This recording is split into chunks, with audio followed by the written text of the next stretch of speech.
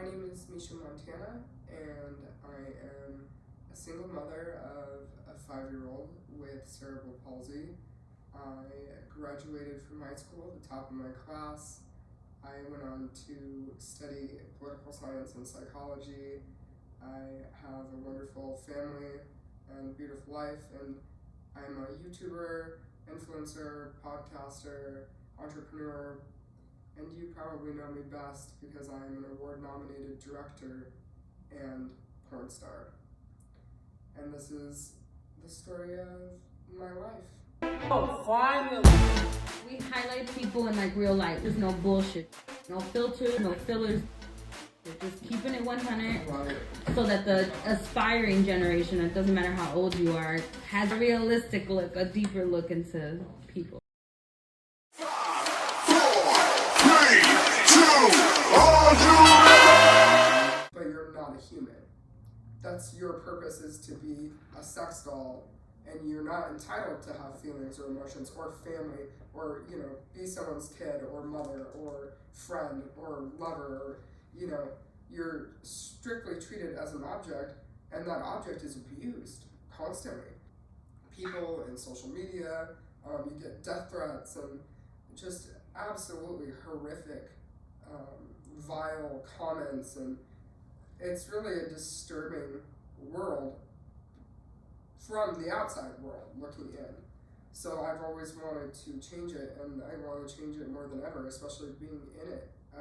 There's nothing that will stop me from trying to change the stigma around this. Nothing. And I grew up in a really normal household. My parents are both married, still married.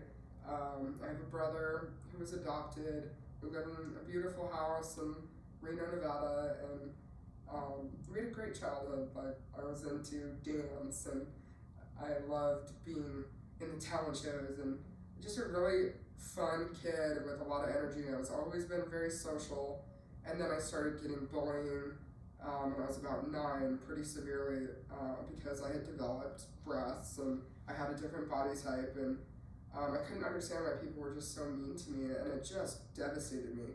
So it actually got to a point that I ended up having to leave school and be homeschooled, which made me more isolated.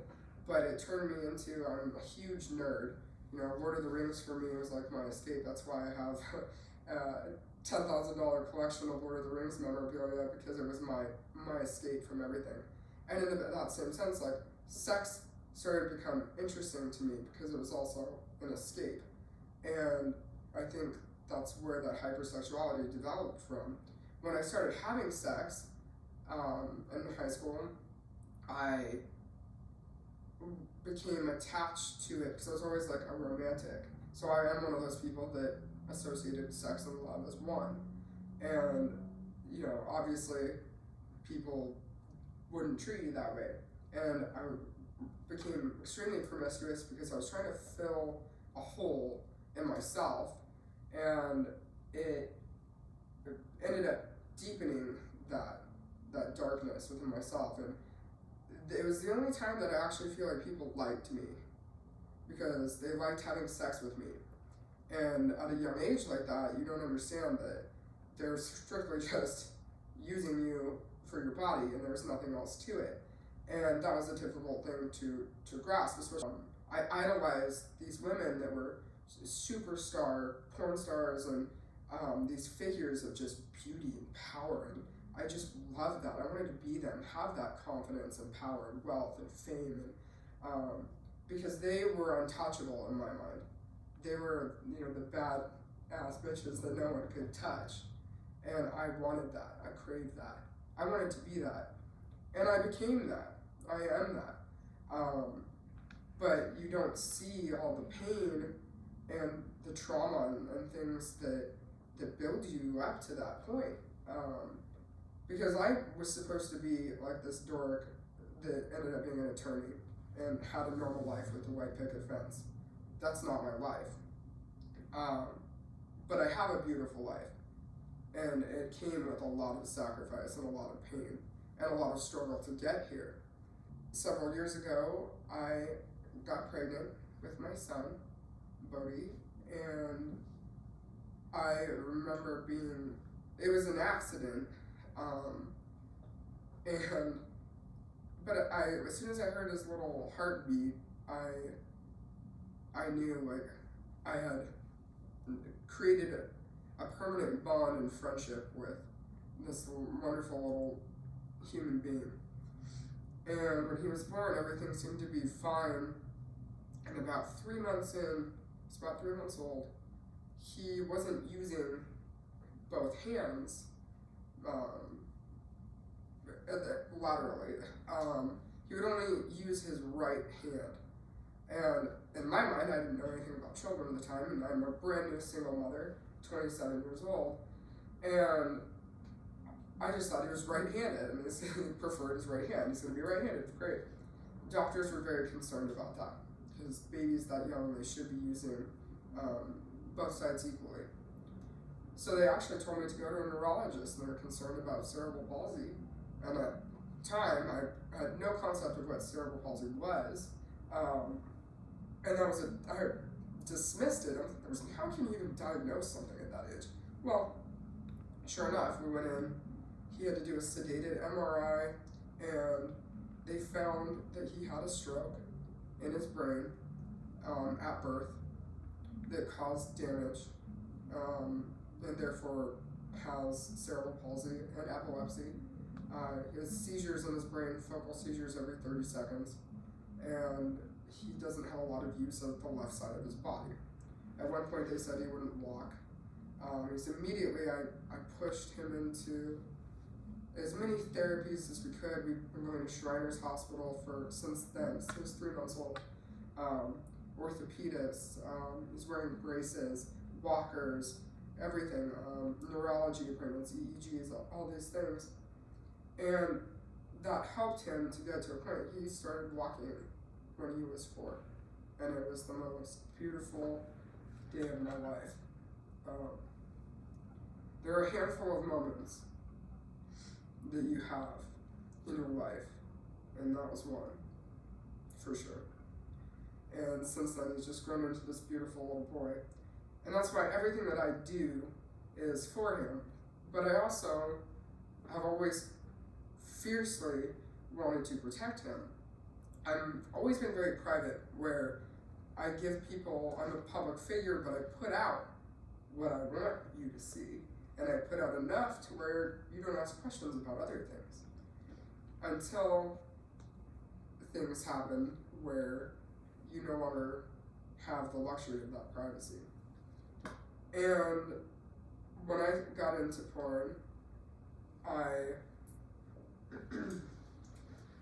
how I got into industry porn was I actually had reached out to a company. I have no idea how I found them, called Alterotic, and I emailed them. And I'd emailed companies before, but they never responded, and I had no idea what I was doing. I couldn't look. I was like, I don't know what agencies are. I don't know anything. I'm like, we're just going to try this. And I reached out to Alterotic through email at night. 7 a.m. the next day, I get a message from Ivan, the CEO. Showing on his in. There's lipstick there. I'm like, it's a pimple, I think. Is it? Does it look weird? Let me see. Over here. I just see it. It's red. It's probably a pimple. Does it look really bad? I thought it was just lipstick. I'm not catching it. Evelyn called me, so I'm gonna step outside and call her. Okay. Do you want, the key cards right there on the stove. Okay. Take off 3 because one of them doesn't work. Does it look horrible? It just looks like it does look like a pimple. It just like lipstick.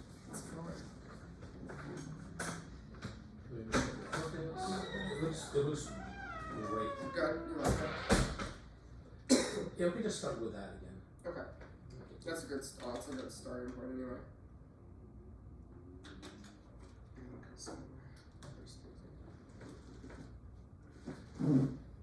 Yeah, I couldn't tell, and I don't want to zoom in and check. So, Right. so I grabbed my cell phone to zoom in to look.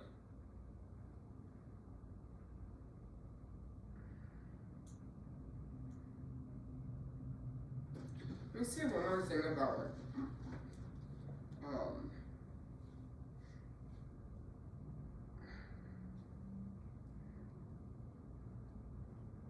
me see one more thing about when Bo was born. Okay, good. I'm still there.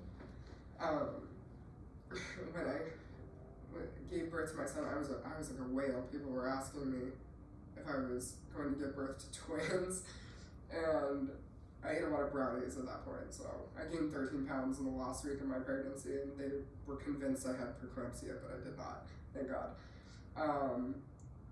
I didn't have a water break like a normal gushing movie style water break.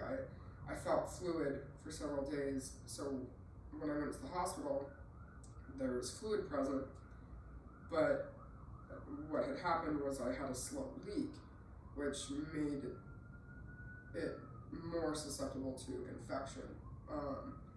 So I was immediately went Let's wait into for the siren.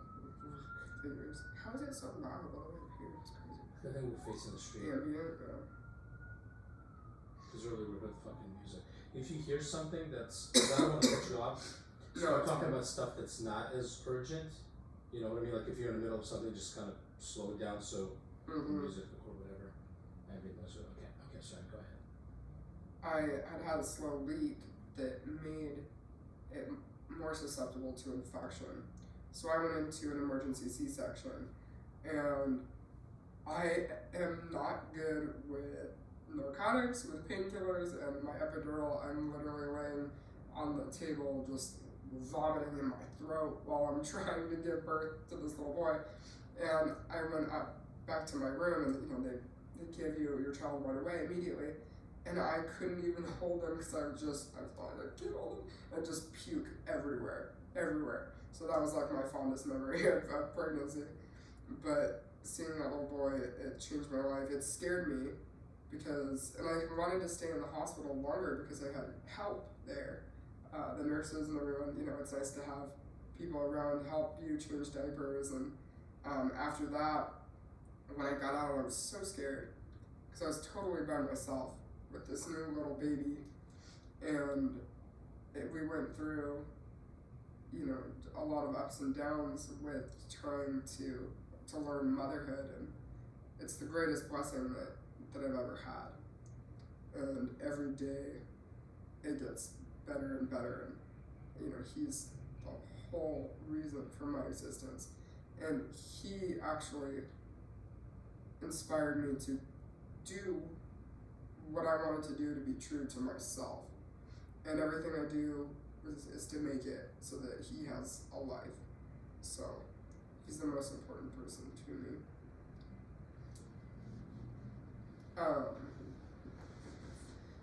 How I got into porn, officially. I had the ideas, it was there, and I was ready to pull the trigger, so I started reaching out to companies.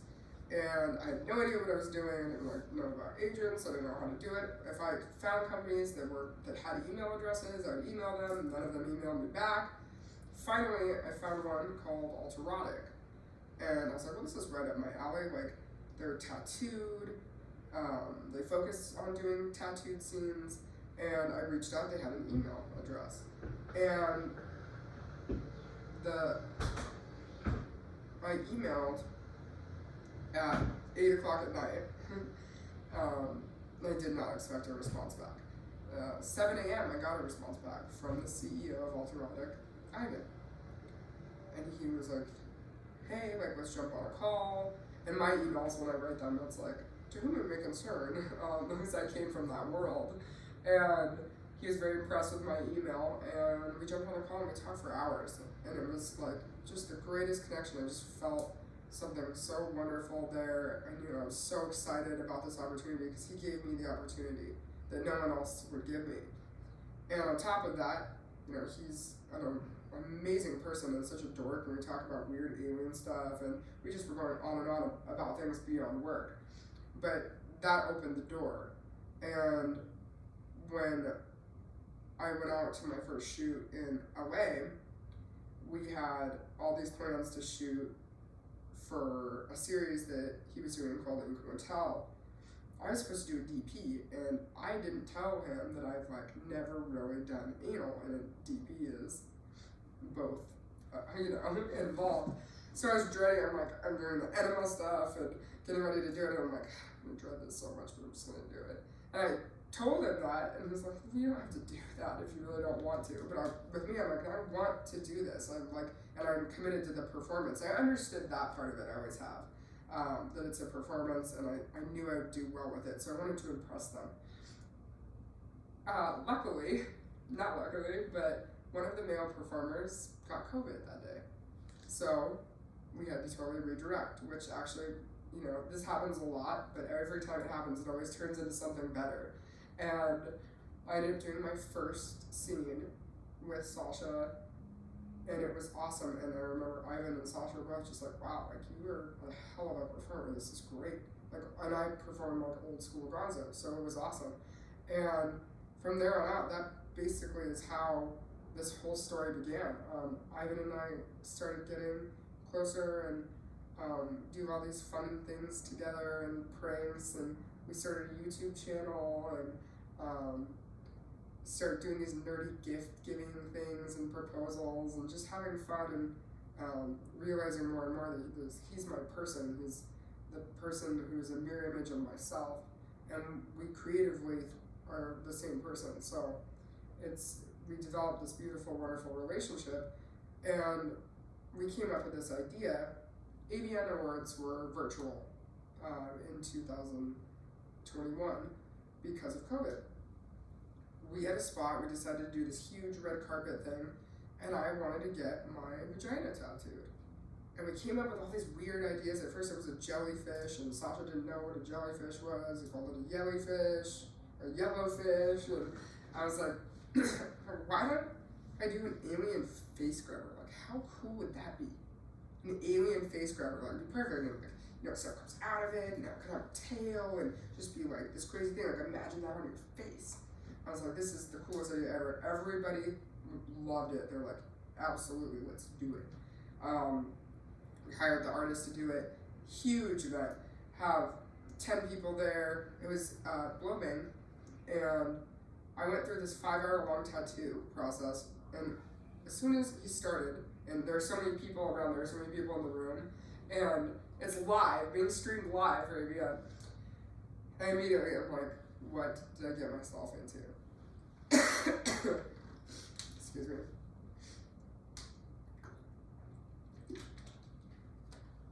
What did I get myself into?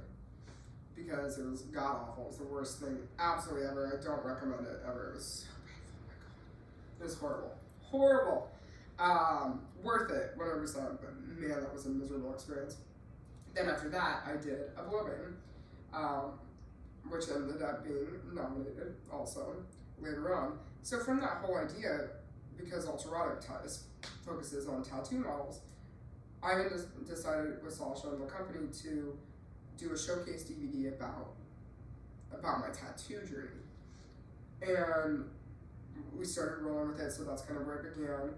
Then I got COVID a couple weeks later. I was out for like a month. I was really, really sick, just tired, and unfortunately it didn't affect me horrifically, but it knocked me out. So I didn't shoot for a long time, a couple months there. There was like, it was a bummer because we just started, we were doing all these things, and boom, COVID hits, and we have this huge long break, and so I was feeling, a little discouraged. And we finally got to finish. I had the tail piece of my tattoo, so Ivan flew up to Reno from LA. We drove to Sacramento, where the artist was who did the original piece. We did that, which was super cool, and I was just tired and burnt out and like distraught and kind of like depressed and not feeling like myself, and I had a couple shoots lined up in LA in April that I canceled and didn't want to do. I came into LA for like 24 hours.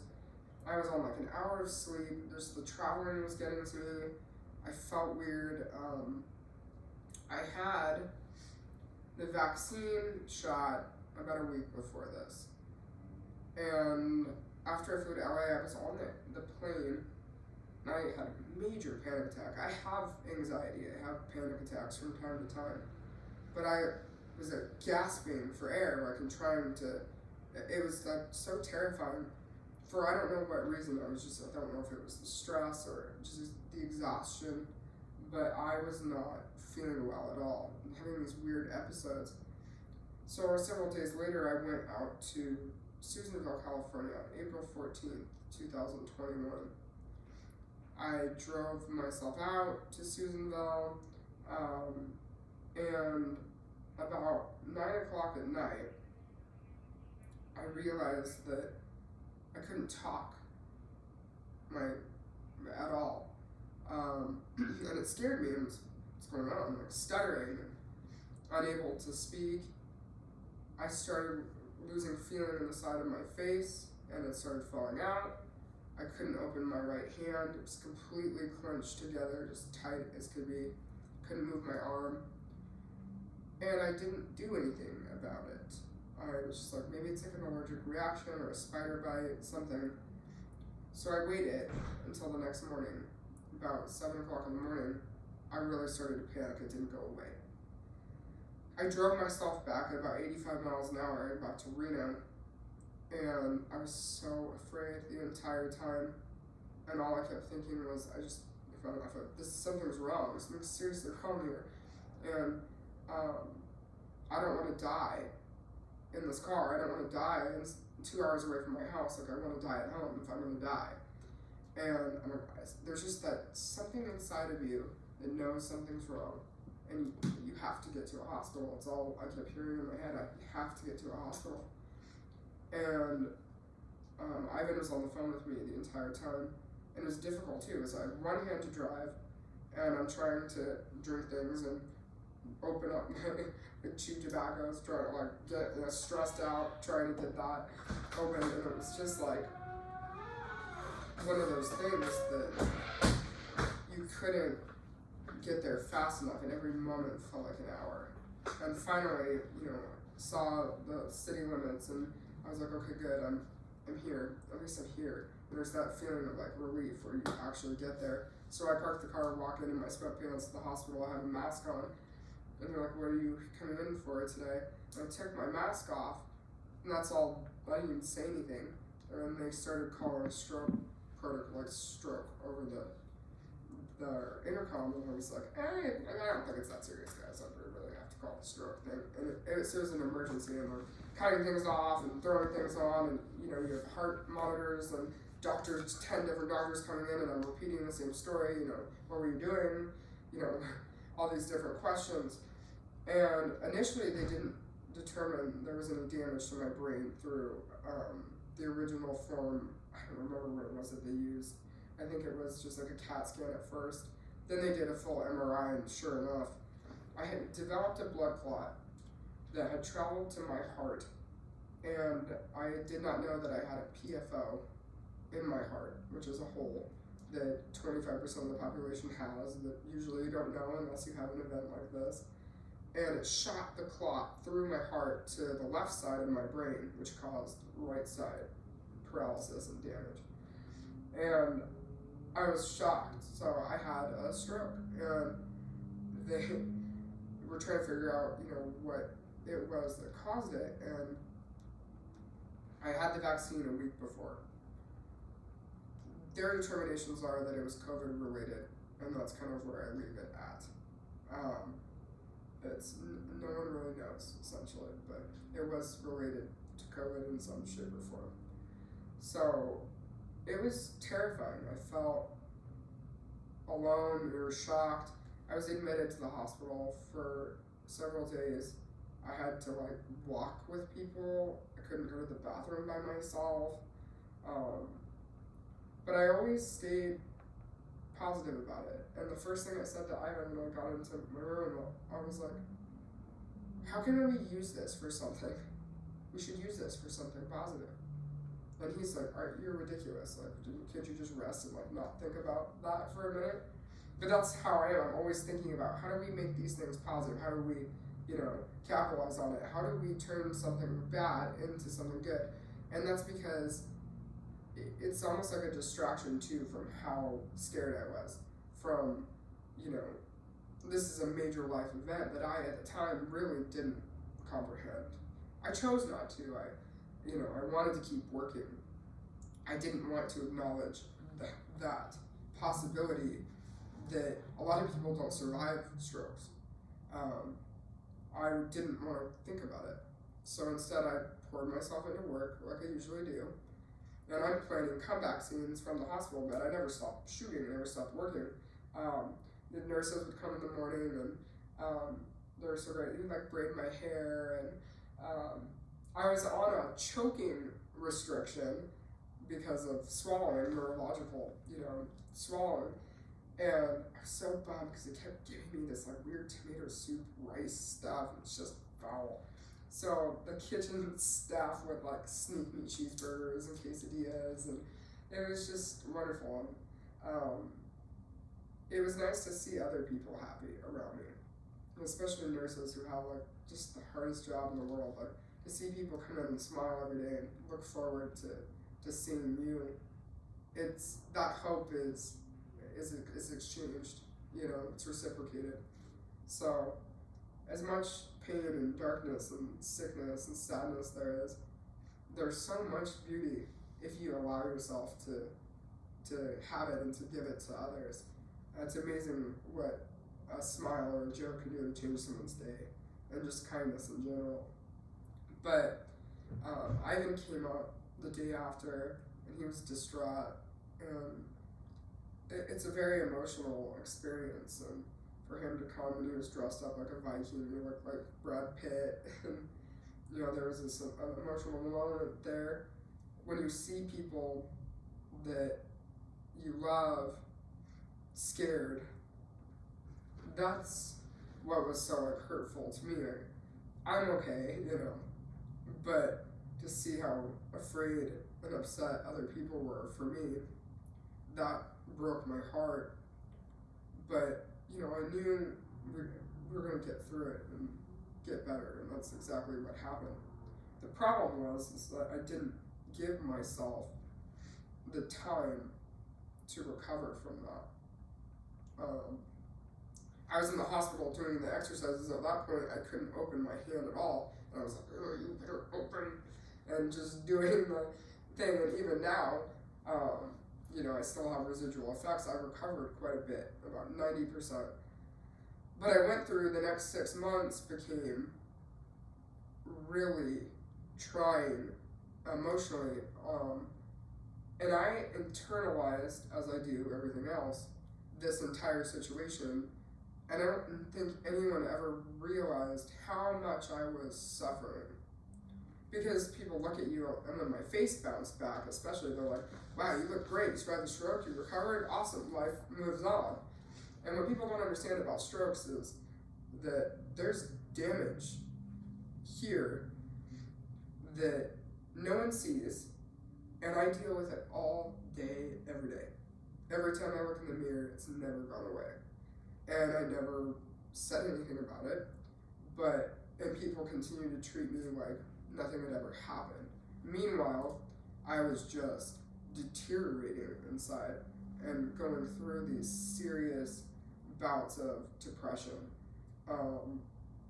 and being lost and not knowing what I wanted to do, and my thoughts were turning against me. But with that situation, everything I did was positive because I was getting so much wonderful love and feedback, and I put out my whole life, my whole medical life, my whole personal life that I'd never had before. I was so hesitant to put everything out there because I didn't want to.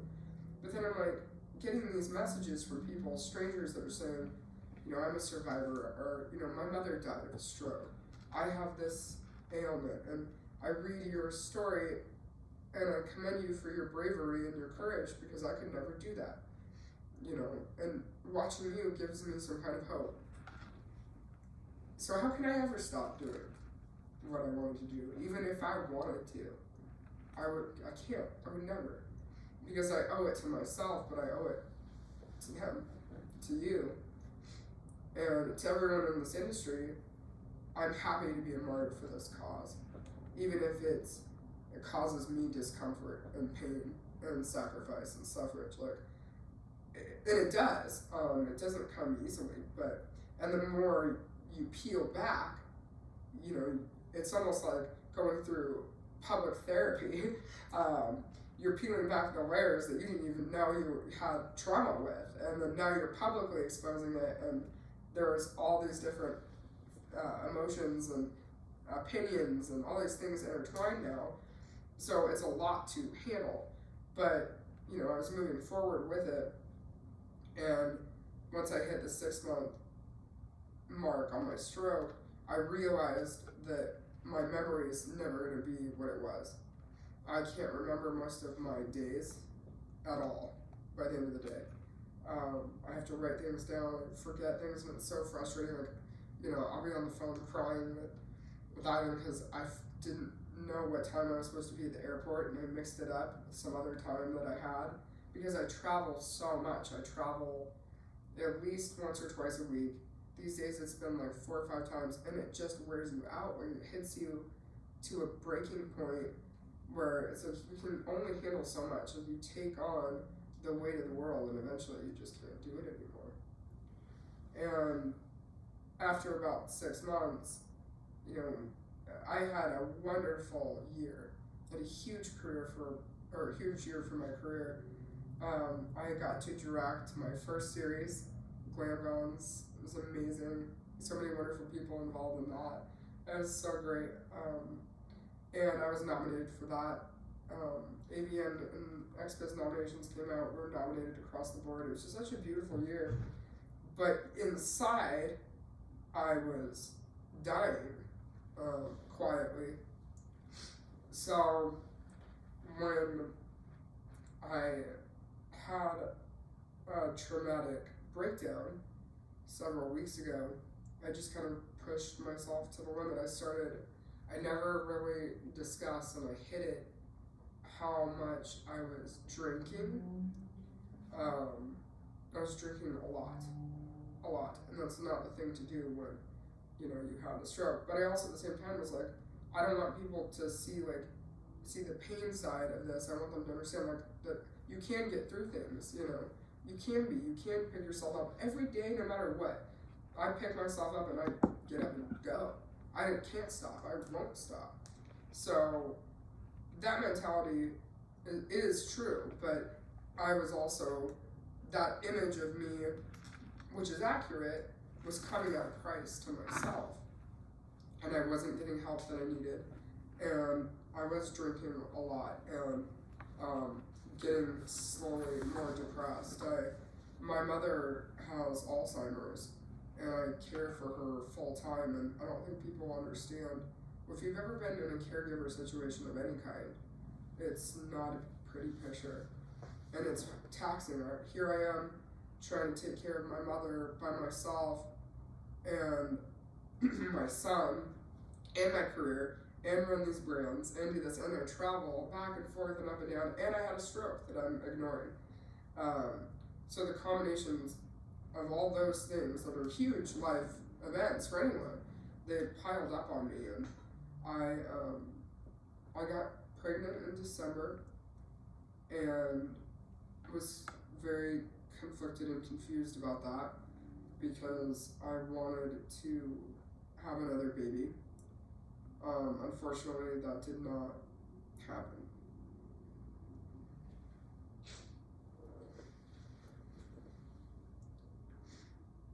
So,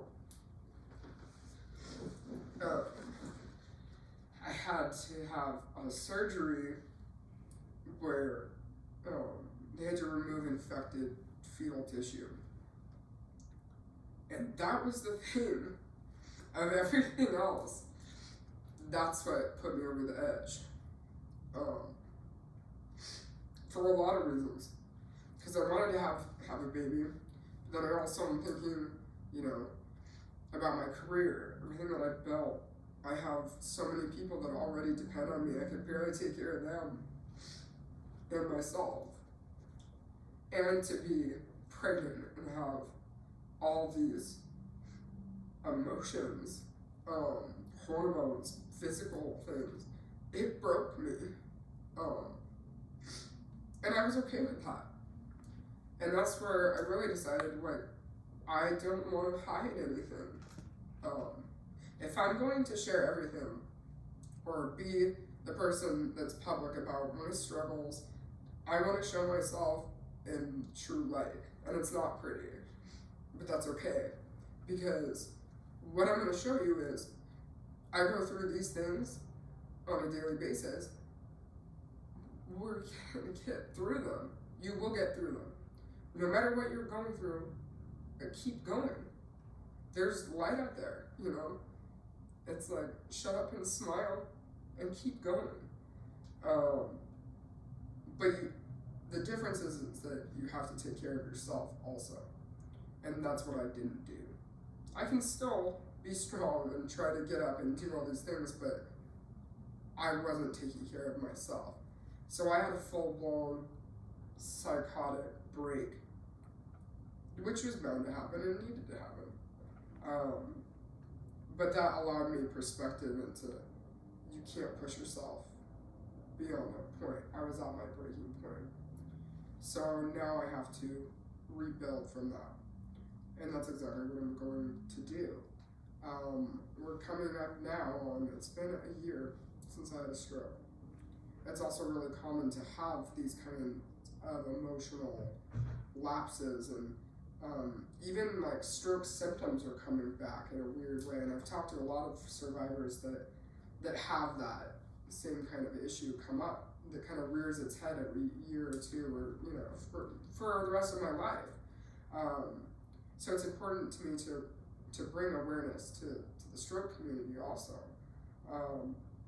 Everything that I do, I want it to be with the intention of helping people and letting them know that this is life, this is real.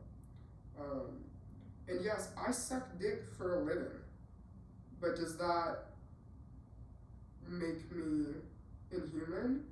Does that not entitle me to have happiness, to feel anything, to have a family? And a lot of people would say absolutely, and I completely disagree. So me being here is to try to flip that script and change that narrative, and at least have a conversation about it.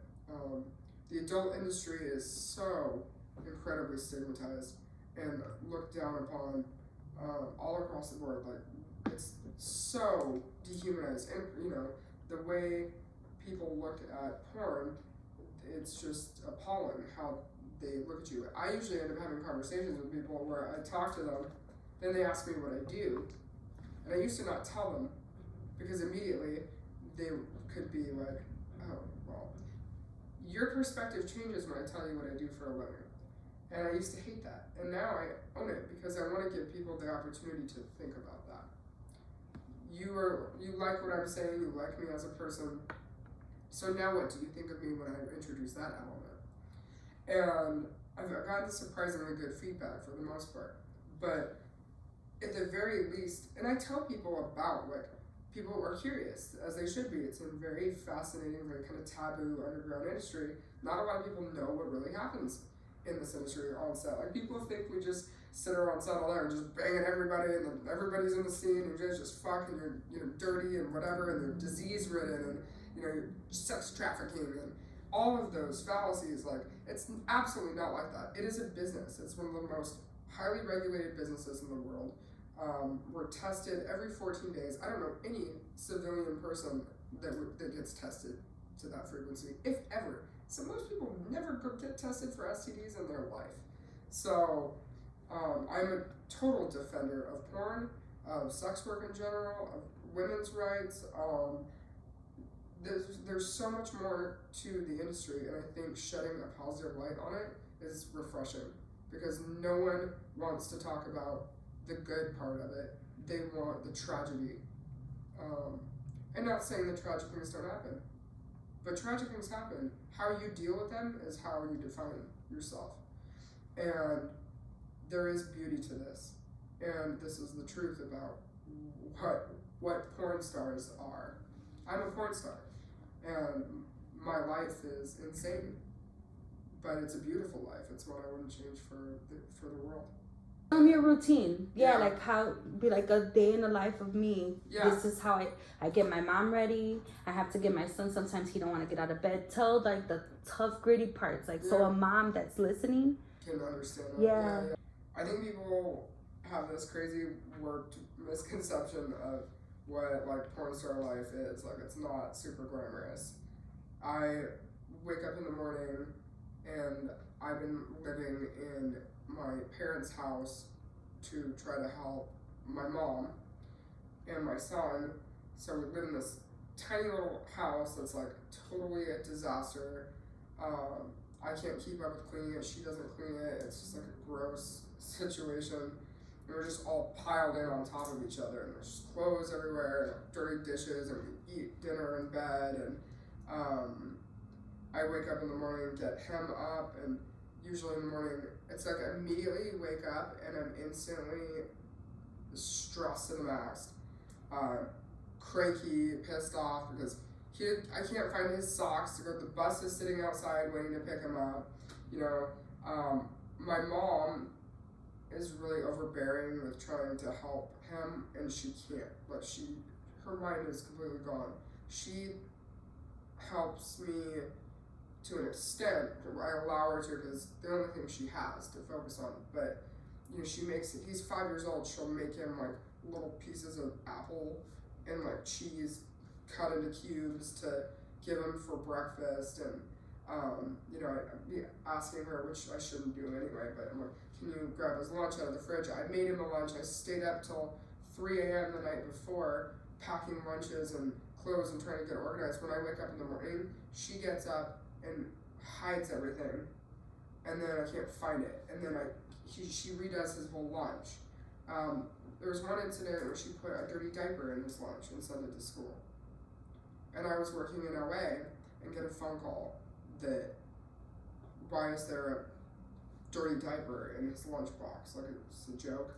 And my heart sank too, because like now what is that saying? Now I'm like not capable of even taking care of him at some point. Like, so those kind of situations that I have to deal with all day, every day.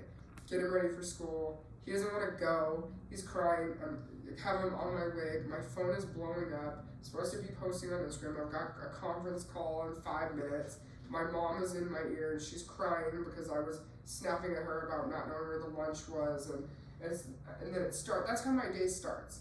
7 a.m. We got 3 hours of sleep and wake up and it's just instant hell from minute one.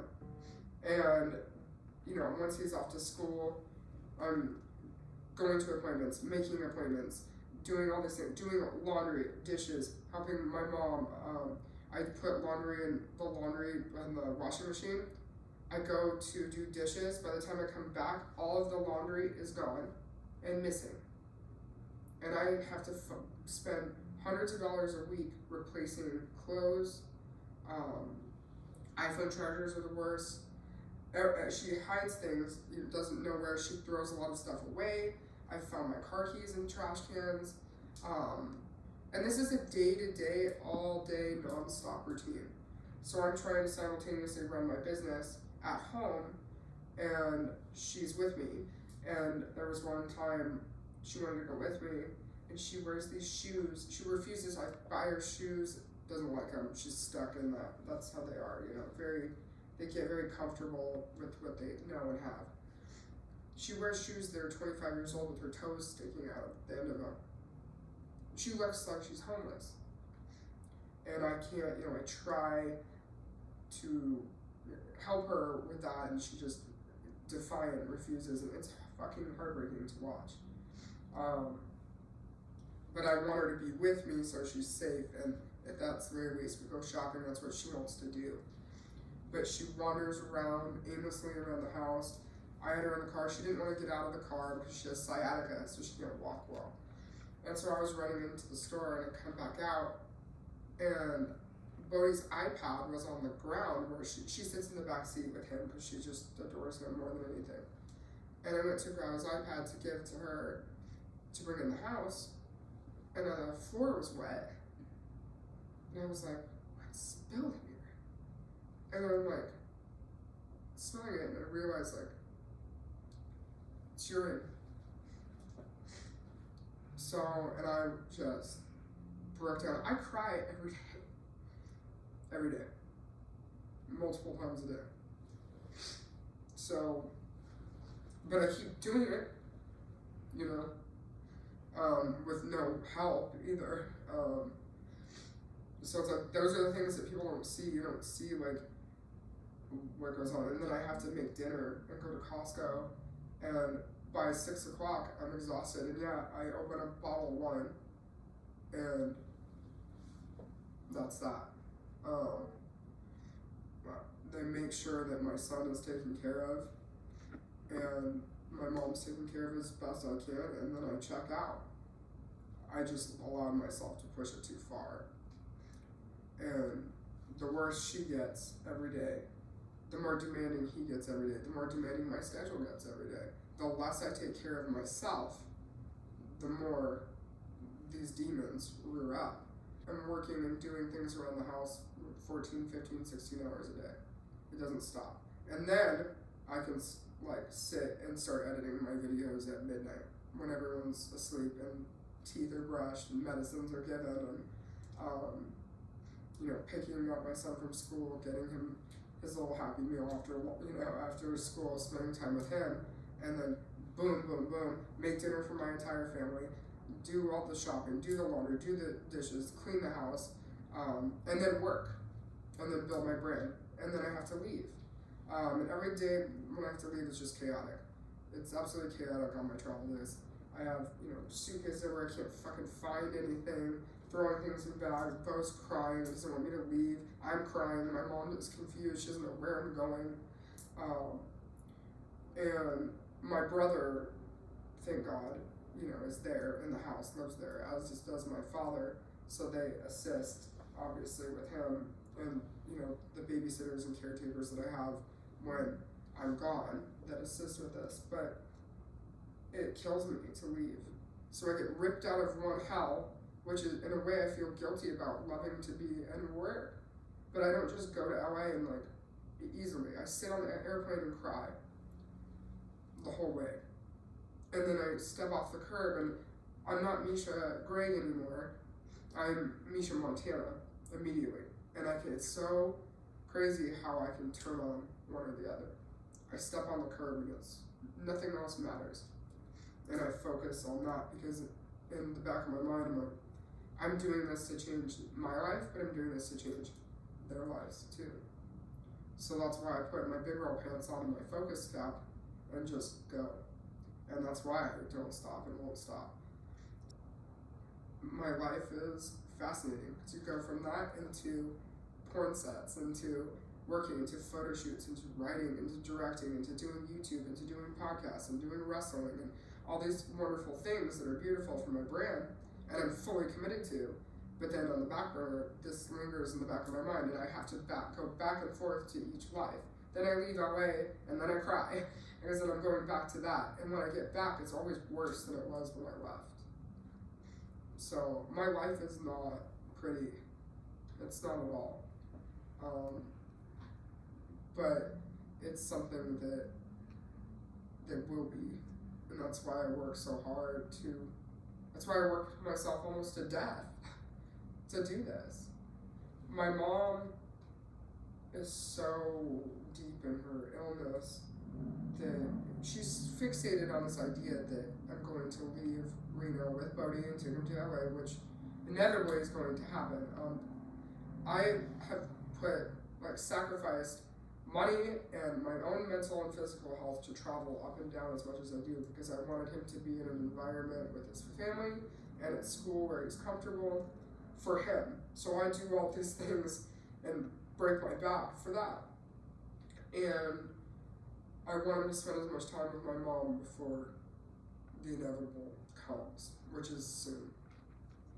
So she wrote me a letter that was I just slipped it under my door. It was a long letter about, I hope you and Bo, stay in touch in LA. And I was like, what the fuck is this? She told my dad that I was taking Bodie and leaving to go to LA forever. I was moving to LA, just going there for like a day. It's no different than any other week. But she has this fear, and that fear is like haunting her. So now every time I go to LA, she thinks that I'm moving there. My car was in the shop, and I picked it up, and she was like, "Are you picking up the car and packing it up and going to LA with Bo?" And I'm like, "Not at all." But these fears, you know, in a sick mind, are just totally haunting her. So it's really disturbing. And then she tells all of her relatives that. I get phone calls in LA, and I'm getting phone calls from my aunt like, "Did you move Bodhi out to LA? Your mother is distraught. She's crying." And unfortunately, with Alzheimer's, I get blamed for everything, or you know, just odd accusations, and I stole this, or you know, she had a storage unit that I closed and sold everything, which is absolutely not. It's just like wild what your brain comes up with when it's sick.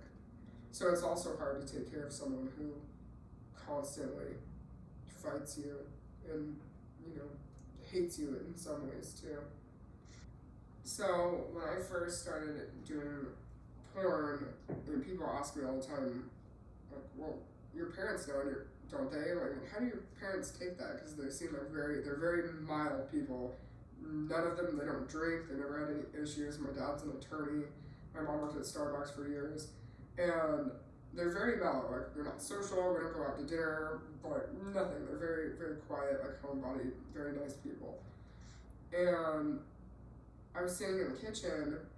My dad comes in, and he grabs a beer. And the only time I've ever seen him do that before, one time in my life, was when I told him that I had to tell him something, and it was that I was pregnant with Bodhi. So I knew something was strange, and he looked at me and goes, "I got a very disturbing email today." And immediately my heart sank, because I knew exactly what it was. And he said, not just him, but his entire office was sent emails of my porn, my links, saying that Bodhi is in danger because of the dark porn that I'm involved in. And I'm sitting there looking at my father, who hates me now. It's like, what are you doing? I mean, like, and so much sadness, you know. And it shouldn't have to be like that, because I'm not doing anything wrong. What I'm doing is not wrong. But for him to look at me like that, my father, of all people, just to be so disgusted, he's never really looked me in the eye since then. And the saddest part about it, even if I knew that would happen, I wouldn't change anything. Because this is where I'm meant to be.